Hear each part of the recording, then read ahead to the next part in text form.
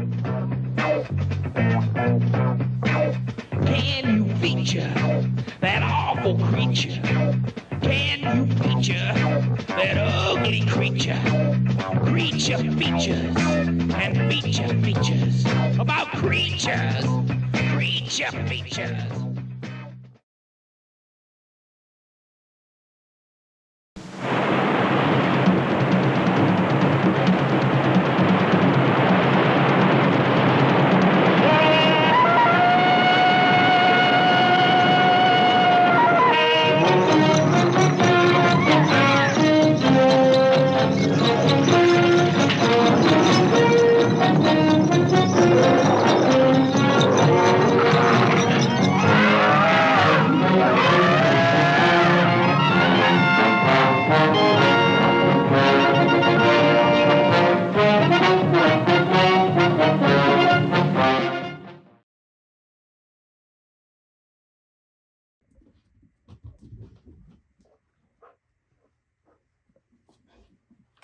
Welcome to Secret Cavern again. As you can tell from the intro, we're going to talk about Tarzan this week. Tarzan, near and dear to my heart. I feel like a childhood friend that I grew up with. You know, Tarzan's been in film. Probably saw the little intro. He had a TV show in the 60s, early 70s with Ron Ely doing the great acting job for Tarzan there. But Tarzan really began early. Well, let me show you different mediums first before we get in there. Of course, you got your books. Here is my copy of original Tarzan and the Foreign Legion and Tarzan of the Apes. You can see there my dad's beat up, worn, passed through and read and reread for years. The nice thing about these books, though, is they have illustrations in them. Let me show you one there. Like Tarzan and the Foreign Legion, which I'll tell you about because it's one of my favorite. There is Colonel John Greystoke bailing out of a plane being shot down by Japanese. And he lands in a Japanese occupied island during World War II. Amazing little story. So we'll tell about that one. So we got these books, comic books.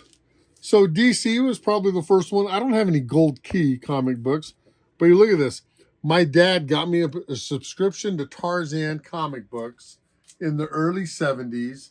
And if any of you are old enough and had comic books mailed to you back then, I think it was like $4 because they only were 20 cents each back then. But you can look and see a crease down the middle of the comic because the comics, they folded them when they mailed them. It's absolutely crazy. Collectors today would go nuts. They folded the comic in half. You can see it's where it's creased. But Joe Kubert did the artwork, just amazing. There's that. We got Tarzan, giant size, 50 cents. Gotta love it. Kind of took all the stories of Edgar Rice Burroughs. He has 24 novels, and just kind of broke them all down. And so you got a little bit, and they're original ones. I'll show you some great books I have later on that. Marvel also took a turn at Tarzan, Lord of the Jungle. Besides Marvel, you had DC Comics. Did a turn, still put some out today. And Dark Horse Comics, Dark Horse Comics.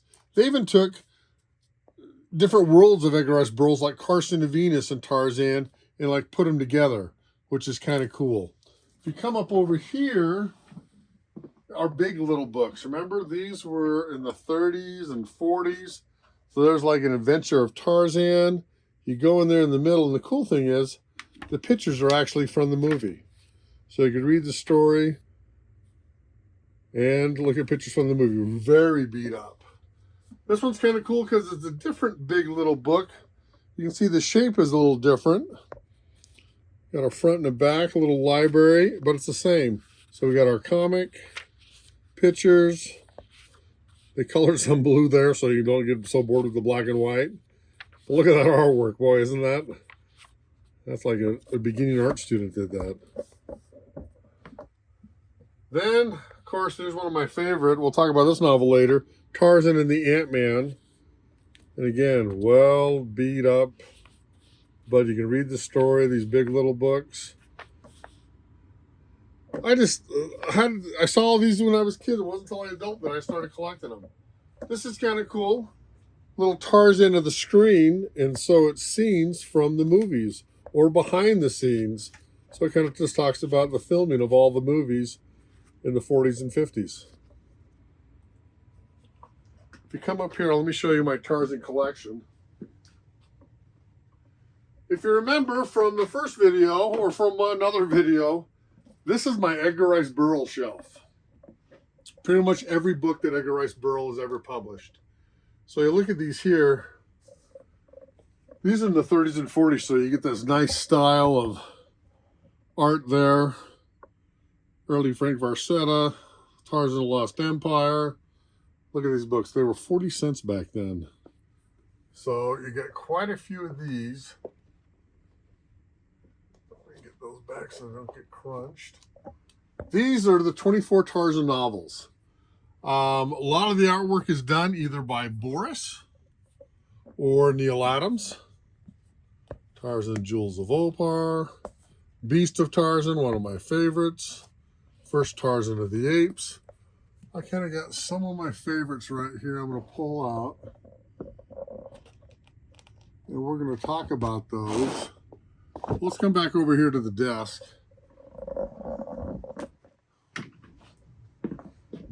And kind of tell you how my love of Tarzan began.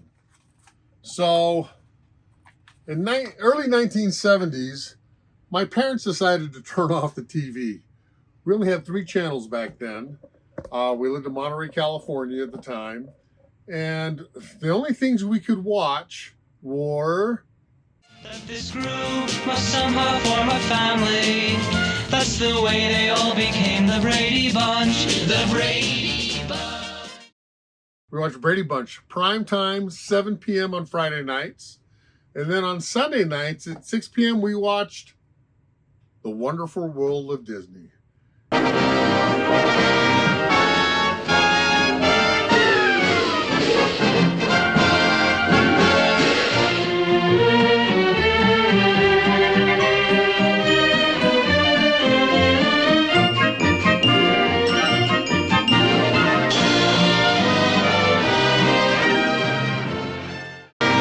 And those are the only 2 shows we watched. And I said, what are we supposed to do? And my mom goes, well, why don't you just read? And I said, I don't want to read. And then my mom grabbed this book off her shelf. In fact, this is the original copy. And she read it to my dad. And I was in the hallway listening in. She read Edgar Rice Burroughs' The Cave Girl. And this is the story. Waldo Emerson Smith Jones, you know, glasses, skinny, blonde-haired kid gets shipwrecked on an island.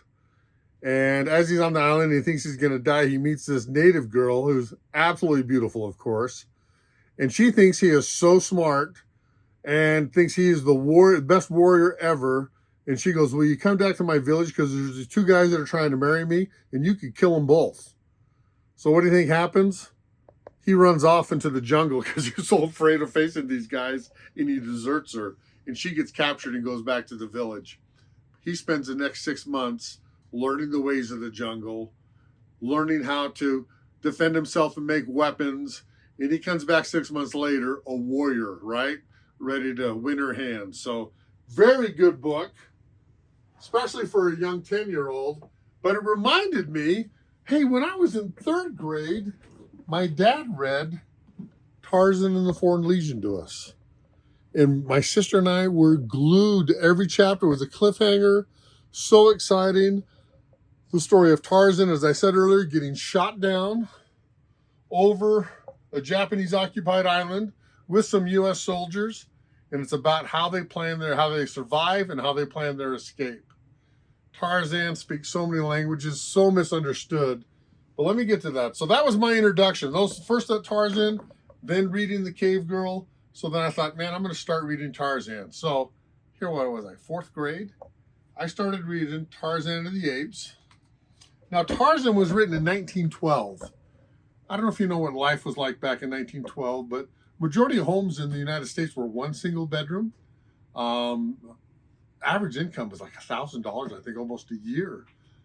Pennies just for a loaf of bread. Majority of people's income did go to food. And the first Tarzan story printed was not in book form, but this is kind of a replica of it.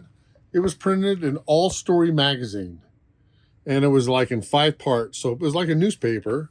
People would grab it, open it up, read their story. There you go. It had pictures and everything. And that's how they first were introduced to Tarzan the Ape. And I'll say this, before maybe I get to Tarzan again, to get into Tarzan, Edgar Rice Burroughs wrote Princess of Mars was his first book. Princess of Mars. Yes, this is John Carter of Mars, if you saw the Disney movie. He wrote this one in 1905, and it was such a success. He had many different movie studios come to him and book organizations, publishing companies, and said, hey, we want to do this. We want to buy John Carter.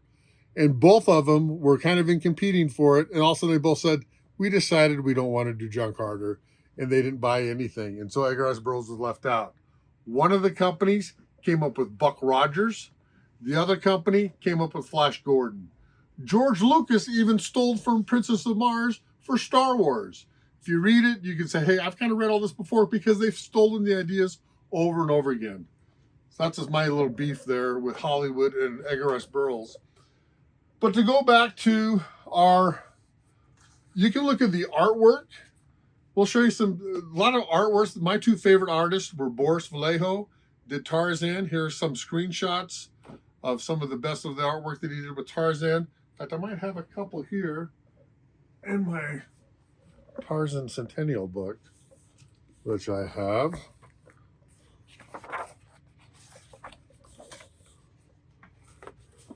So there's a good shot right there. So this is Boris's work. You obviously can tell. Well, I can. This is Law of the City of Opar, which is another Tarzan. See all the different comic books there. We got shots like Tarzan the Untamed, the 1960s. That's what the cover looks like from Boris again. And there's a Joe Jusko cover. So we'll go through and just different shots of these. As I said earlier, I got all of the Tarzan comic books mailed to me folded. So I have them over there, and you like here, the one I showed you. But these are Joe Kubert's kind of reprints of the Tarzan years. And the cool thing is, in each book, it just reprints the comic books. Exactly. So you can look here what the first issue looked like. Tarzan the Ape. I read this one so many times, I think the cover's just disintegrated in my original copy. But I still have it just because of sentimental value. So, I mean, fantastic artwork. Tell me, I don't know what a 10-year-old that would not love, reading through. And so you can see, there's that cover I showed you earlier, 20-cent comic, Land of the Giants. So in these 3 volumes, I think it was about 3 or 4 years that Joe Kubert did Tarzan, and they adapted all the Edgar Rice Burroughs stories. So these are pretty hard to come by. I think you can probably get them for $50 or $60 now on eBay. There's in the City of Opar. Let's see what we got here. Return of Tarzan. But I mean, just look at that artwork. Just absolutely phenomenal for a comic book. So definitely a collector's piece. Now to tell you my favorite Tarzan novels. Let's go through and we'll just give you a little synopsis of some. So these here, The Return of Tarzan. Tarzan kind of has some enemies he gets in the first novel. And in this second novel is when he finally defeats him. And he gets Jane, and they get their estate set up, and they have a baby boy. They name him John, who turns out to be Korak. This novel is great because Korak gets kidnapped when he's a child, and they're kidnapping. And as they're on this train, taking him, on the train there's an ape, and the ape recognizes the scent of Tarzan on this little boy. And so they break out together and escape to the jungle, and the ape, knowing that he's like Tarzan relatively, he can smell it, raises him in the jungle. So he has an independent story.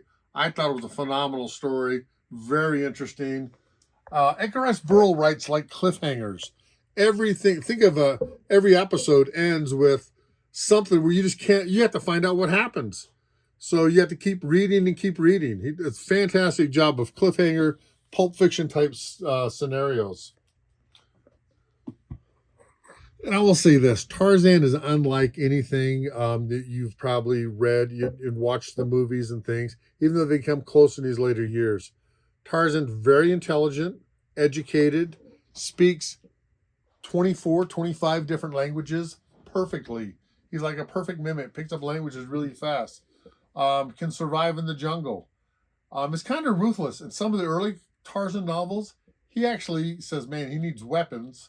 He actually kills somebody just to get their weapons.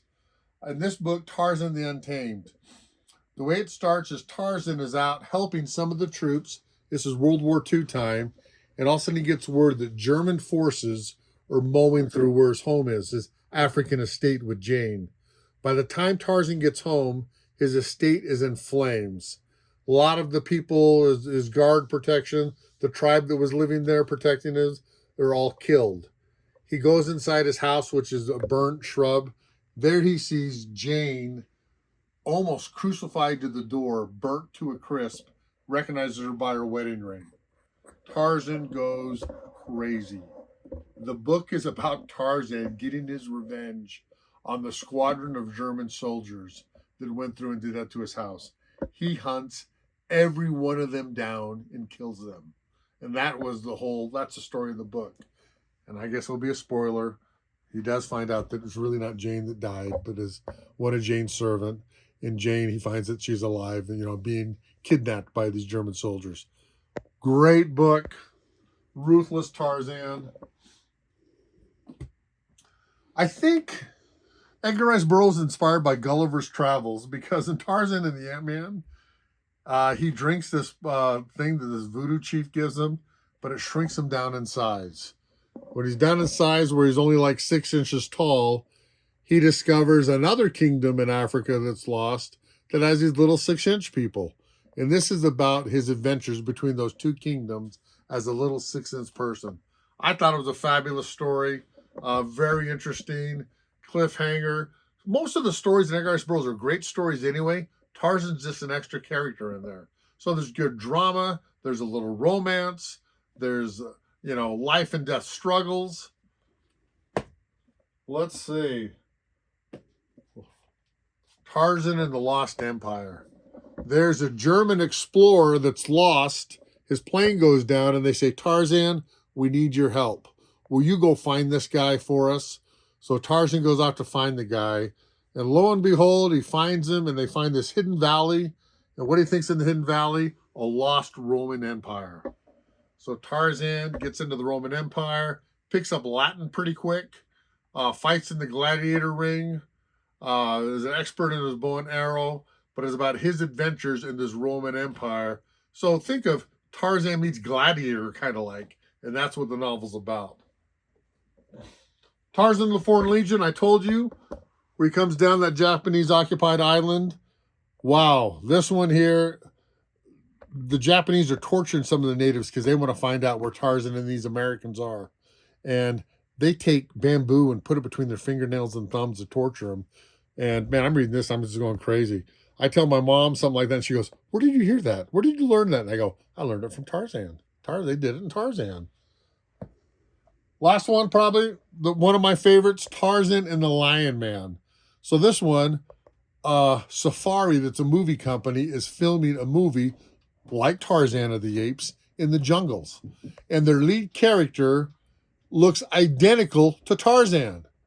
Well, he gets hurt, and Tarzan they swap places, and nobody knows that the character is not the actor. They think, why is the actor being so heroic? How come the natives attack us? This new actor now can protect us. So it's a nice little twist. Great little story. Let's see. What else do I have on that? That might be the end that I have on my Tarzan. Absolutely loved it. I'll be honest. I'll tell you that, in fact, I'm embarrassed to even say this. We went to that latest movie, The Legend of Tarzan, the one with Margot Robbie. And we're watching it. And my wife goes, are you crying? Are you crying? And I did. I was a little emotional watching it because I had grown up with Tarzan my whole life. I'll tell you this story just in closing. My dad was a Marine. I moved around a lot, every 2 years. So I was a new kid 10, 12, 15 times in school. And I would go and if you're a new kid, what's the worst time? I'll tell you, lunchtime. Because you don't know anybody. everyone's in their little groups hanging off. So what did I do? I usually grab my burrito from the lunch line, and I would go to the library, and I would read a Tarzan novel. And Tarzan just was my friend growing up. I was very comfortable reading it. I enjoyed that time reading Tarzan. I spent many lunchtimes in the library, and every library seemed to have plenty of Tarzan books. And that's what kind of got me through early puberty years, teenage years. Tarzan was my friend. So until next time, remember the rule of Secret Cavern. Don't touch my stuff.